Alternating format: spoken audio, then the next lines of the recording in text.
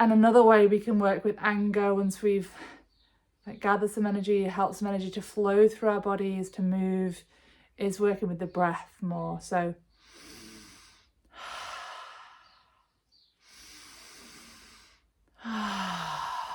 sounds on the out breath. You might try a hissing sound.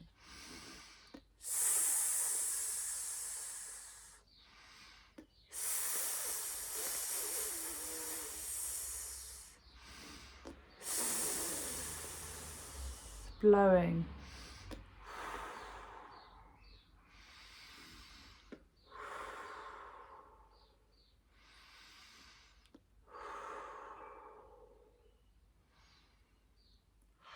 And another way to work with anger is to let our tongue come out. So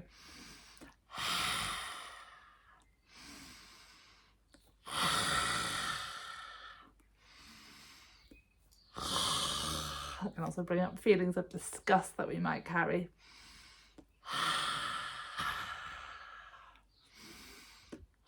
And if, like me, you have any involuntary movements through your body when you do this kind of work, let them happen. Like, let any shaking that wants to come, any movements, any authentic sounds come.